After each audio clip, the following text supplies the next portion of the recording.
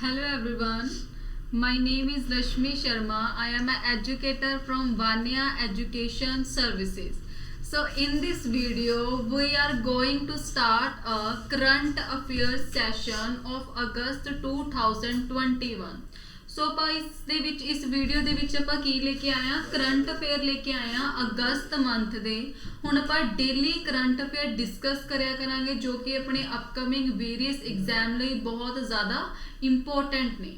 So first of all ਆਪਾਂ first discuss ਕਰਦੇ ਆ first current affair that what was the name of the 5th edition of India Kazakhstan joint army training exercise held in Kazakhstan from August 30 to September 11। ਹੁਣ ਦੇਖੋ ਕਾਫੀ ਸਾਰੀ military exercise air force exercise ਜਾਂ ਫਿਰ navy exercise ਹੁੰਦੀਆਂ ਨੇ। Exercise ਦਾ basically ਮਤਲਬ ਕੀ ਹੁੰਦਾ ਹੈ ਕਿ ਜਦੋਂ ਦੋ ਕੰਟਰੀ ਕਿਸੇ ਵੀ ਦੋ ਕੰਟਰੀ ਦੀ ਡਿਫੈਂਸ ਫੋਰਸਿਸ ਆਪਸ ਦੇ ਵਿੱਚ ਕਿਸੇ ਐਕਸਰਸਾਈਜ਼ 'ਚ ਪਾਰਟਿਸਿਪੇਟ ਕਰਦੀਆਂ ਨੇ। ਠੀਕ ਹੈ, ਹੁਣ ਆਪਾਂ ਕਿਸ ਦੀ ਗੱਲ ਕਰ ਰਹੇ ਹਾਂ ਕਿ ਇੰਡੀਆ ਔਰ ਕਜ਼ਾਕਿਸਤਾਨ। ਸੋ ਇੰਡੀਆ ਔਰ ਕਜ਼ਾਕਿਸਤਾਨ ਦੀ ਜੋ ਆਰਮੀ ਹੈ ਉਹਨਾਂ ਦੇ ਵਿੱਚ ਇੱਕ ਐਕਸਰਸਾਈਜ਼ ਹੋਈ ਹੈ ਜਿਸ ਦਾ ਨਾਮ ਕੀ ਹੈ ਕਾਜਿੰਦ। ਕਾਜ ਦਾ ਮਤਲਬ ਕੀ ਹੈ ਕਜ਼ਾਕਿਸਤਾਨ, ਇੰਦ ਦਾ ਮਤਲਬ ਕੀ ਹੈ ਇੰਡੀਆ। ਸੋ ਕਾਜਿੰਦ ਜੋ ਐਕਸਰਸਾਈਜ਼ ਹੈ ਕਿਹੜੀ ਦੋ ਕੰਟਰੀਆਂ ਦੇ ਵਿਚਕਾਰ ਹੈ, ਇੰਡੀਆ ਔਰ ਕਜ਼ਾਕਿਸਤਾਨ ਦੇ ਵਿਚਕਾਰ ਹੈ। ਜਾਂ ਕੁਐਸਚਨ ਇਸ ਤਰੀਕੇ ਨਾਲ ਵੀ ਪੁੱਛਿਆ ਜਾ ਸਕਦਾ ਹੈ ਕਿ ਇਹ ਆਰਮੀ ਐਕਸਰਸਾਈਜ਼ ਹੈ, ਨੇਵੀ ਹੈ ਜਾਂ 에ਅਰ ਫੋਰਸ ਹੈ। ਸੋ ਇਹ ਕਿਹੜੀ ਐਕਸਰਸਾਈਜ਼ ਹੈ, it is a joint army training exercise. ਮਤਲਬ ਕਿ ਇਹਦੇ ਵਿੱਚ ਆਰਮੀ ਫੋਰਸਿਸ ਨੇ ਦੋਨੋਂ ਕੰਟਰੀ ਦੀ, India and Kazakhstan.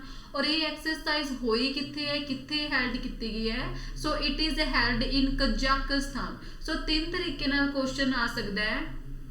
First question है कि इंडिया और कजाकिस्तान दे विच जो एक्सरसाइज हुई है ਉਹਦਾ ਨਾਮ ਕੀ ਹੈ, दैट इज अ काजिंद। उस तो बाद क्वेश्चन ये कि किन्नवा एडिशन सी, so it was a 5th edition और ये किस जगह दे विच होई है, सो ये हुई है कजाकिस्तान। और इंडिया की कैपिटल तुहानू पता है कि इंडिया की जो कैपिटल है that is a Delhi. New Delhi is a capital of India. अगर आप कजाकिस्तान की कैपिटल की गल करते हैं, रीसेंटली इसकी जिहड़ी कैपिटल है बदलती, उसका नाम की है, कजाकिस्तान की कैपिटल का नाम है नूर सुल्तान। सो नूर सुल्तान बेसिकली कौन सीगे, प्राइम मिनिस्टर सीगे कजाकिस्तान के, जो कि longest serving prime minister in the world सीगे। उन्होंने ऑनर करने लिए उन्होंने अपनी कैपिटल नूर सुल्तान के नाम से रखी। ठीक है, सो ये पॉइंट भी तुहानू पता होना चाहिए। So coming to a next point, that is a national sports day observed on 29 August is the birthday of which great sports person. ਹੁਣ ਆਪਾਂ ਨੈਸ਼ਨਲ ਡੇ ਕਦੋਂ ਸੈਲੀਬ੍ਰੇਟ ਕਰਦੇ ਆ, ਪਹਿਲਾ ਕੁਐਸਚਨ ਤਾਂ ਤੁਹਾਡਾ ਇਹੀ ਬਣ ਜਾਂਦਾ ਹੈ ਕਿ ਨੈਸ਼ਨਲ ਡੇ ਆਪਾਂ ਨੈਸ਼ਨਲ ਸਪੋਰਟਸ ਡੇ ਆਪਾਂ ਕਦੋਂ ਸੈਲੀਬ੍ਰੇਟ ਕਰਦੇ ਆ, 29 ਅਗਸਤ ਨੂੰ। ਫਸਟ ਕੁਐਸਚਨ ਇਸ ਤਰੀਕੇ ਨਾਲ ਪੁੱਛਿਆ ਜਾ ਸਕਦਾ ਹੈ। ਦੂਜਾ ਕੁਐਸਚਨ ਤੁਹਾਡਾ ਕੀ ਹੋ ਸਕਦਾ ਹੈ ਕਿ ਜੋ ਆਪਾਂ ਨੈਸ਼ਨਲ ਸਪੋਰਟਸ ਡੇ ਸੈਲੀਬ੍ਰੇਟ ਕਰਦੇ ਆ, ਆਪਾਂ ਕਿਉਂ ਸੈਲੀਬ੍ਰੇਟ ਕਰਦੇ ਆ, ਕਿਉਂਕਿ ਮੇਜਰ ਧਿਆਨ ਚੰਦ, ਜੋ ਮੇਜਰ ਧਿਆਨ ਚੰਦ ਸੀਗੇ ਉਹਨਾਂ ਦੀ ਕੀ ਹੈ, बर्थ एनिवर्सरी है। ਹੁਣ जो मेजर ध्यान चंद सी बेसिकली हॉकी गेम नाल एसोसीएट करते सीगे। इन्हां ने भारत की टीम लई ओलंपिक दे विच पहला गोल्ड मैडल जित्तिया सी 1928 दे विच। इस करके आपां 29 अगस्त नूं की सैलीब्रेट करते हैं, नैशनल स्पोर्ट्स डे। रीसेंटली तुहानूं पता होएगा कि जो राजीव गांधी खेल रत्न अवार्ड है, राजीव गांधी खेल रत्न अवार्ड जो कि हाईएस्ट ऑनर है, हाईएस्ट ऑनर है स्पोर्ट्स ਦੇ ਵਿੱਚ, ਖੇਡਾਂ ਦੇ ਵਿੱਚ ਜਿਹੜਾ ਸਭ ਤੋਂ ਵੱਡਾ ਸਨਮਾਨ ਕਿਸੇ ਨੂੰ ਦਿੱਤਾ ਜਾਂਦਾ ਹੈ, ਰਾਜੀਵ ਗਾਂਧੀ ਖੇਲ ਰਤਨ। ਹੁਣ ਇਹ ਜਿਹੜਾ ਅਵਾਰਡ ਹੈ ਇਹਦੀ ਸ਼ੁਰੂਆਤ ਕਦੋਂ ਹੋਈ ਸੀ, 1991 ਦੇ ਵਿੱਚ ਰਾਜੀਵ ਗਾਂਧੀ ਖੇਲ ਰਤਨ ਅਵਾਰਡ ਦੀ ਜਿਹੜੀ ਸ਼ੁਰੂਆਤ ਹੋਈ ਸੀ। ਔਰ ਸਭ ਤੋਂ ਪਹਿਲਾਂ 1992 ਦੇ ਵਿੱਚ ਜਿਹੜਾ ਇਹ ਅਵਾਰਡ ਦਿੱਤਾ ਗਿਆ ਸੀਗਾ, ਤਾਂ ਜਿਹੜੇ ਕਿਹੜੇ ਖਿਡਾਰੀ ਸੀ ਜਿਨ੍ਹਾਂ ਨੂੰ ਇਹ ਅਵਾਰਡ ਦਿੱਤਾ ਗਿਆ ਸੀ, ਉਹਨਾਂ ਦਾ ਨਾਮ ਸੀ ਵਿਸ਼ਵਨਾਥ ਆਨੰਦ। ਸੋ ਵਿਸ਼ਵਨਾਥ ਆਨੰਦ ਜੋ ਕਿ ਚੈਸ ਦੇ ਪਲੇਅਰ ਸੀਗੇ, ਉਹਨਾਂ ਨੇ ਇਹ ਅਵਾਰਡ ਮਿਲਿਆ ਸੀ ਰਾਜੀਵ ਗਾਂਧੀ ਖੇਲ ਰਤਨ ਅਵਾਰਡ, ਜੋ ਕਿ ਸ਼ੁਰੂ ਹੋਇਆ ਸੀ 1991 ਚ। ਹੁਣ 2021 ਦੇ ਵਿੱਚ ਰਾਜੀਵ ਗਾਂਧੀ ਖੇਲ ਰਤਨ ਅਵਾਰਡ ਦਾ ਜਿਹੜਾ ਨਾਮ ਹੈ ਉਹ ਮੇਜਰ ਧਿਆਨ ਚੰਦ ਰੱਖ ਦਿੱਤਾ ਗਿਆ ਹੈ। ਸੋ ਇਹ ਚੀਜ਼ ਵੀ ਤੁਹਾਨੂੰ ਪਤਾ ਹੋਣੀ ਚਾਹੀਦੀ ਹੈ, ਠੀਕ ਹੈ। ਇਸ ਕਰਕੇ ਇਹ ਕੁਐਸਚਨ ਇੰਪੋਰਟੈਂਟ ਹੈ। I hope it is clear to everyone. Coming to a next point, that is India's highest herbal park. Herbal the basically मतलब ਕੀ ਹੁੰਦਾ ਹੈ ਕਿ ਜਿਹਦੇ ਵਿੱਚ ਸਾਰੀ ਜੜੀ ਬੂਟੀਆਂ ਹੀ ਹੋਣ, ਠੀਕ ਹੈ। ਤਾਂ ਇੰਡੀਆਜ਼ ਹਾਈਐਸਟ ਹਰਬਲ ਪਾਰਕ ਜਿਹੜਾ ਇਨੈਗੋਰੇਟ ਕੀਤਾ ਗਿਆ, ਓਪਨ ਕੀਤਾ ਗਿਆ ਹੈ ਔਨ 21 ਅਗਸਤ at Mana village. Mana village ਕਿਹੜੀ ਸਟੇਟ ਦੇ ਵਿੱਚ ਹੈ? So it is in Uttarakhand. ਹੁਣ ਦੇਖੋ ਉੱਤਰਾਖੰਡ ਦੇ ਵਿੱਚ ਜਿਹੜਾ ਸਭ ਤੋਂ ਪਹਿਲਾ ਇੰਡੀਆ ਦਾ ਹਾਈਐਸਟ ਹਰਬਲ ਪਾਰਕ, ਹੁਣ ਦੇਖੋ ਫਸਟ ਨਹੀਂ ਹੈ, ਇਟ ਇਜ਼ ਅ ਹਾਈਐਸਟ ਕਿ ਸਭ ਤੋਂ ਉੱਚਾ ਜਿਹੜਾ ਹਰਬਲ ਪਾਰਕ ਹੈ। ਹਰਬਲ ਦਾ ਬੇਸਿਕਲੀ ਮਤਲਬ ਕੀ ਹੁੰਦਾ? ਜੜੀ ਬੂਟੀਆਂ। ਉੱਤਰਾਖੰਡ ਇਸ ਸਾਲ ਕਾਫੀ ਸਾਰੀ ਨਿਊਜ਼ ਦੇ ਵਿੱਚ ਰਿਹਾ ਸੀ ਕਿਉਂਕਿ ਉੱਤਰਾਖੰਡ ਦੇ ਵਿੱਚ ਆਪਾਂ ਨੇ ਫਸਟ ਲਾਈਕਨ ਪਾਰਕ ਵੀ ਉੱਤਰਾਖੰਡ ਦੇ ਵਿੱਚ ਓਪਨ ਹੋਇਆ ਹੈ। ਫਸਟ ਲਾਈਕਨ ਪਾਰਕ ਅਗਰ ਆਪਾਂ ਗੱਲ ਕਰਦੇ ਆ, ਇੰਡੀਆ ਦਾ ਫਸਟ ਲਾਈਕਨ ਪਾਰਕ ਕਿੱਥੇ ਓਪਨ ਹੋਇਆ ਹੈ? So it is open in Uttarakhand. Next point ਹੈ ਫਸਟ ਮੋਸ ਗਾਰਡਨ। ਭਾਰਤ ਦਾ ਪਹਿਲਾ ਮੋਸ ਗਾਰਡਨ ਕਿੱਥੇ ਓਪਨ ਹੋਇਆ ਹੈ? ਇਹ ਵੀ ਉੱਤਰਾਖੰਡ ਦੇ ਵਿੱਚ ਹੀ ਓਪਨ ਹੋਇਆ ਹੈ। ਉਸ ਤੋਂ ਬਾਅਦ ਹੈ first cryptogamic garden. First cryptogamic garden, first cryptogamic garden ਵੀ ਕਿਸ ਜਗ੍ਹਾ ਦੇ ਵਿੱਚ ਓਪਨ ਹੋਇਆ ਹੈ? ਇਹ ਵੀ ਉੱਤਰਾਖੰਡ ਦੇ ਵਿੱਚ ਹੀ ਓਪਨ ਹੋਇਆ। ਔਰ ਰੀਸੈਂਟਲੀ ਉੱਤਰਾਖੰਡ ਦੀ ਵੈਸੇ ਕੈਪੀਟਲ ਕੀ ਹੈ? ਦੇਹਰਾਦੂਨ ਸੀ, ਬਟ ਇਸ ਸਾਲ ਆਪਾਂ ਨੇ ਦੇਹਰਾਦੂਨ ਨੂੰ ਵਿੰਟਰ ਕੈਪੀਟਲ ਤੇ ਗੈਰਸੇ ਨੂੰ ਆਪਾਂ ਨੇ ਉੱਤਰਾਖੰਡ ਦੀ ਸਮਰ ਕੈਪੀਟਲ ਵੀ ਅਨਾਉਂਸ ਕੀਤਾ ਹੈ, ਠੀਕ ਹੈ। ਸੋ ਇਹ ਕੁਐਸਚਨ ਵੀ ਇੰਪੋਰਟੈਂਟ ਹੈ ਕਿ ਉੱਤਰਾਖੰਡ ਦੀ ਜੋ ਸਮਰ ਕੈਪੀਟਲ ਹੈ ਉਹ ਕਿਹੜੀ ਹੈ? ਗੈਰਸੇ। ਔਰ ਦੇਹਰਾਦੂਨ ਕੀ ਹੈ? It is a winter capital of Uttarakhand. ਸੋ ਕਾਫੀ ਸਾਰੀ ਚੀਜ਼ਾਂ ਲਈ ਉੱਤਰਾਖੰਡ ਸੀ ਜੋ ਨਿਊਜ਼ ਦੇ ਵਿੱਚ ਸੀ।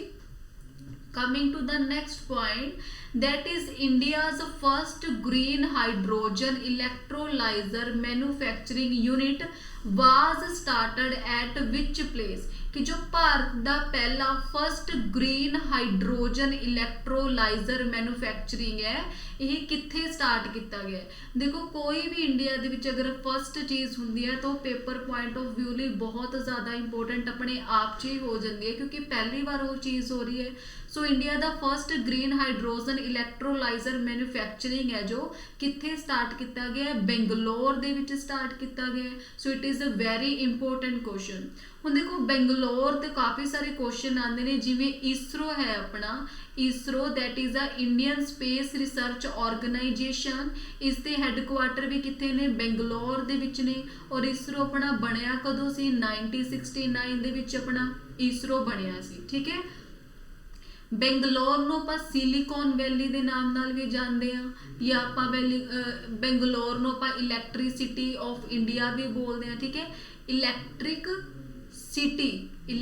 ਸਿਟੀ ਆਫ ਇੰਡੀਆ ਵੀ ਕਿਹਨੂੰ ਬੋਲਿਆ ਜਾਂਦਾ? बेंगलोर ਨੂੰ ਆਪਾਂ ਗਾਰਡਨ ਸਿਟੀ ਦੇ ਨਾਮ ਨਾਲ ਵੀ ਜਾਣਦੇ ਆ। So these are some important point ਜੋ ਕਿ ਤੁਸੀਂ ਯਾਦ ਕਰ ਸਕਦੇ ਹੋ as a static GK paper ਦੇ ਵਿੱਚ ਪੁੱਛ ਲਏ ਜਾਂਦੇ ਨੇ।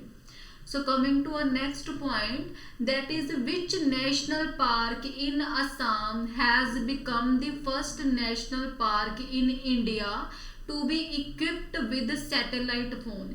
कि केड़ा नेशनल पार्क है असम दे विच जो कि भारत का पहला नेशनल पार्क बनया है जिथे कि सैटेलाइट फोन्स होणगे। सो ये केड़ा नेशनल पार्क है? Kaziranga national park. So Kaziranga national park केड़ी स्टेट दे विच है? It is in Assam. ਹੁਣ देखो ਜਿਹੜੇ ਆਪਣੇ यूनेस्को वर्ल्ड हैरीटेज साइट ने, यूनेस्को वर्ल्ड हैरीटेज साइट ਦੇ ਵਿੱਚ ਆਪਣੇ ਇੰਡੀਆ ਦੀ ਜਿਹੜੀ ਹੁਣ ਤੱਕ 41 ਜਗ੍ਹਾ ਨੇ ਜੋ ਕਿ यूनेस्को वर्ल्ड हैरीटेज लिस्ट ਦੇ ਵਿੱਚ ਹੈਗੀਆਂ ਨੇ। ਸੋ ਜਿਹੜਾ ਕਾजीरंगा ਨੈਸ਼ਨਲ ਪਾਰਕ ਹੈ ਇਹ ਵੀ यूनेस्को वर्ल्ड हैरीटेज ਸਾਈਟ ਦੇ ਵਿੱਚ ਇਨਕਲੂਡ ਹੈ, ਠੀਕ ਹੈ, वर्ल्ड हैरीटेज साइट। सो इस करके ये क्वेश्चन काफ़ी ज़्यादा पेपर ਦੇ ਵਿੱਚ ਪੁੱਛਿਆ ਜਾਂਦਾ ਹੈ। उस तो बाद एक तुसी होर नैशनल पार्क याद रख सकते हो that is a Manas national park. Manas national park ਵੀ ਕਿਹੜੀ ਸਟੇਟ ਦੇ ਵਿੱਚ ਹੈ? It is also in Assam. Kaziranga national park ਵੀ ਕਿੱਥੇ ਹੈ? ਅਸਾਮ ਦੇ ਵਿੱਚ ਹੈ। ਔਰ Kaziranga national park, Manas national park, ਇਹ ਦੋ ਨੈਸ਼ਨਲ ਪਾਰਕ ਨੇ ਅਸਾਮ ਦੇ ਵਿੱਚ ਜਿਨ੍ਹਾਂ ਨੂੰ ਯੂਨੈਸਕੋ ਵਰਲਡ ਹੈਰੀਟੇਜ ਸਾਈਟ ਦੇ ਵਿੱਚ ਇਨਕਲੂਡ ਕੀਤਾ ਗਿਆ ਹੈ। ਔਰ ਅਸਾਮ ਦੇ ਵਿੱਚ ਟੋਟਲ ਕਿੰਨੇ ਨੈਸ਼ਨਲ ਪਾਰਕ ਨੇ? 6। ਸੋ 6 ਟੋਟਲ ਨੈਸ਼ਨਲ ਪਾਰਕ ਨੇ ਜੋ ਕਿ ਅਸਾਮ ਦੇ ਵਿੱਚ ਨੇ, ਠੀਕ ਹੈ। So Kaziranga national park is the first national park in India ਜਿਹਨੂੰ ਕਿ ਸੈਟੇਲਾਈਟ ਫੋਨ ਦੇ ਨਾਲ ਕੀ ਕੀਤਾ ਗਿਆ? ਇਕਵਿਪਡ ਕੀਤਾ ਗਿਆ। So coming to our next point, that is Komolika Bari. Komolika Bari, 19-year-old Indian girl, become the new under-21 world champion in which sports? देखो ਹੁਣ ਅੱਜ ਕੱਲ੍ਹ ਇਹ ਕੁਐਸਚਨ ਕਾਫੀ ਜ਼ਿਆਦਾ ਪੁੱਛੇ ਜਾਂਦੇ ਕਿ ਆਪਾਂ ਨੂੰ ਕਿਸੇ ਵੀ ਸਪੋਰਟਸ ਪਰਸਨੈਲਿਟੀ ਦਾ ਨਾਮ ਦਿੱਤਾ ਹੋਏਗਾ ਔਰ ਉਹਦੇ ਨਾਲ ਕੁਐਸਚਨ ਦਿੱਤਾ ਹੋਏਗਾ ਕਿ ਕਿਹੜੀ ਗੇਮ ਨਾਲ ਐਸੋਸੀਏਟ ਕਰਦੇ ਨੇ ਜਾਂ ਫਿਰ ਕਿਹੜੀ ਗੇਮ ਦੇ ਇਹ ਪਲੇਅਰ ਨੇ, ਠੀਕ ਹੈ। ਸੋ ਕੋਮੋਲਿਕਾ ਬਰੀ ਹੈ ਜੋ ਇਹ ਕਿਹੜੀ ਗੇਮ ਨਾਲ ਐਸੋਸੀਏਟ ਕਰਦੇ ਨੇ? ਆਰਚਰੀ, ਤੀਰ ਅੰਦਾਜ਼ੀ ਔਰ ਰਿਕਰਵ, ਇਹ ਗੇਮਸ ਨਾਲ ਐਸੋਸੀਏਟ ਕਰਦੇ ਨੇ, ਠੀਕ ਹੈ। ਔਰ ਦੂਜੀ ਗੱਲ ਇਹ ਹੈ ਕਿ under 19 year old Indian girl ਹੈ ਜੋ ਕਿ ਵਰਲਡ ਚੈਂਪੀਅਨ ਦੇ ਵਿੱਚ ਇਹਨਾਂ ਨੇ ਆਪਣੀ ਇੱਕ ਜਗ੍ਹਾ ਬਣਾਈ ਹੈ।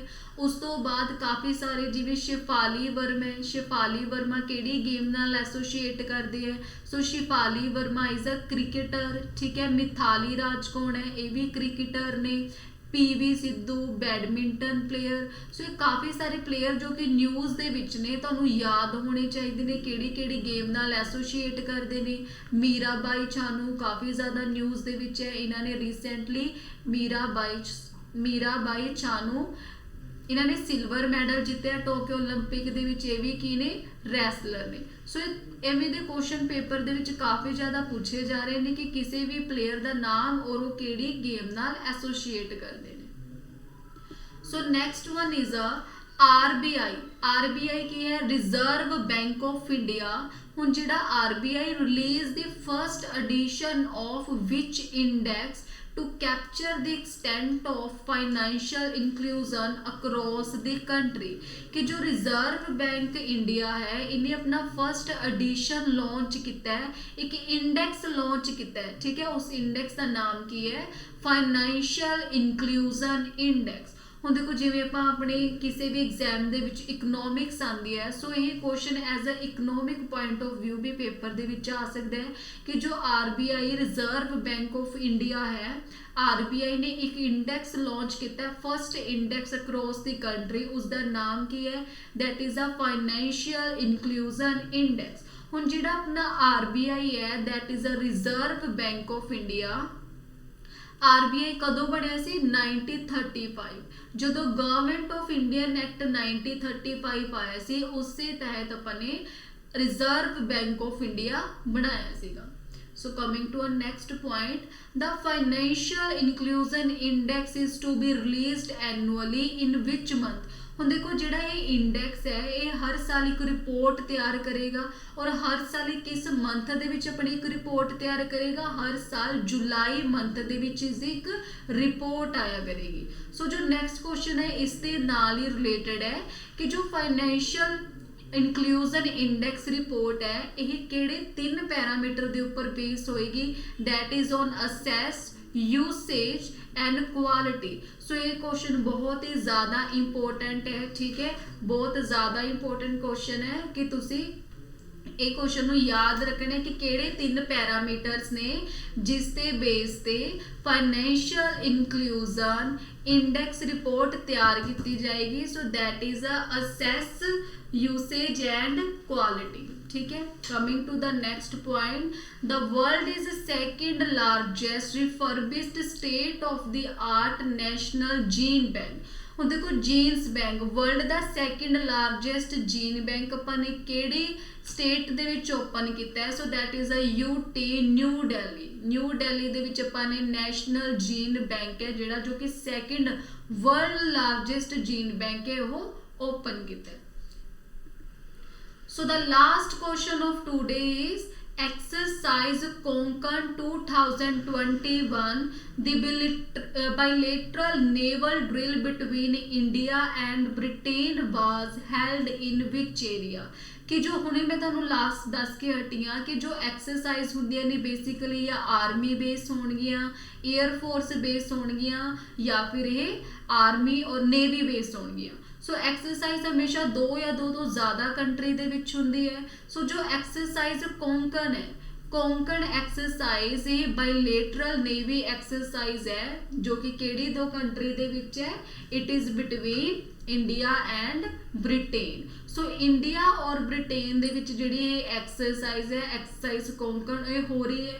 दूजा क्वेश्चन ये भी पूछ सकते हैं कि ये किस तरह की एक्सरसाइज है। So it is a naval exercise. Naval का बेसिकली मतलब की है, ये नेवी एक्सरसाइज है, ठीक है। इस दे विच दो कंट्रियां दी नेवी पार्टिसिपेट करेगी, ठीक है। सो ये क्वेश्चन भी याद रखना है। नैक्सट है कि हो कित्थे रही है, कित्थे हो रही है, इंग्लिश चैनल। हुण जो इंग्लिश चैनल है ये किहड़ी दो कंट्री दे विच है, ये भी तुहानूं पता होना चाहिए। चैनल बेसिकली हुंदा की है जो कि दो वाटर बॉडीज़ नूं की करदा है, सैपरेट करदा है। सो इंग्लिश चैनल इंग्लैंड और फ्रांस दे विच है।